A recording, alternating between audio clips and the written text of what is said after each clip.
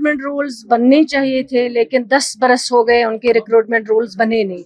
लेकिन मुझे खुशी है कि जब से ये सरकार बनी है इस पे काम हो रहा है, और मेरी उनसे बात भी हुई थी। उनकी जेन्युइन डिमांड है, कोई गलत डिमांड नहीं कर रहे, क्योंकि 10 बरस में नए जो GMCs हमारे हैं उनके रिक्रूटमेंट रूल नहीं बने, ना गेजेटेड ना नॉन गेजेटेड।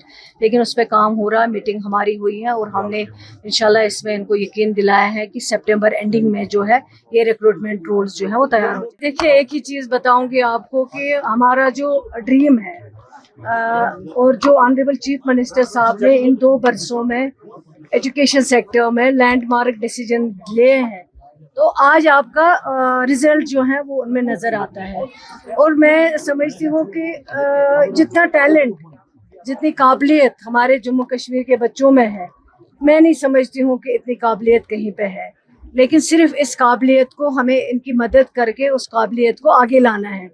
और इन 2 बरसों में आप चाहे स्मार्ट क्लासरूमों की बात करें, चाहे जिस तरह के आज इन्होंने यहाँ बच्चों ने प्रोजेक्ट अपने लेके आए थे, चाहे आप इंफ्रास्ट्रक्चर, चाहे आप एनरोलमेंट की बात करें, क्योंकि एनरोलमेंट मतलब इतना एजुकेशन का मतलब हाल हुआ था। 25 जो स्कूल यहाँ पे थे 2500 उनको क्लब किया गया था, और जो हमारा एनरोलमेंट था वो बिल्कुल बहुत कम हो चुका था। लेकिन आज अल्लाह का शुक्र है कि इस सरकार के दौरान जो है 16% नहीं 17% जो है एनरोलमेंट में फ़र्क आया हुआ है।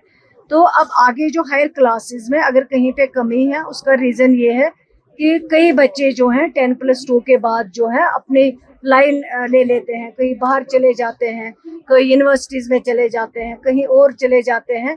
तो वहाँ पे अगर थोड़ी सी कुछ कमी है, लेकिन मैं समझती हूँ कि इन 2 बरसों में जो हमारा एनरोलमेंट है उसमें ओवरऑल 17% जो है इजाफा है। तो ये हमारी सबसे बड़ी अचीवमेंट है, और हमारा ड्रीम है कि जम्मू कश्मीर में कोई भी बच्चा जो है वो तालीम के बगैर ना रहे, हर घर में तालीम पहुँचे, उसके लिए हम कोशिश कर रहे हैं। और इंशाल्लाह काफ़ी हमने इन 2 बरसों में किया है। आप अगर देखेंगे नए लेक्चरर्स जो है 700 के करीब इसी सरकार ने रेफ़र किए थे, वो भी रिक्रूटमेंट बोर्ड से आए, उनके ऑर्डर खुद चीफ मिनिस्टर साहब ने दिए हैं।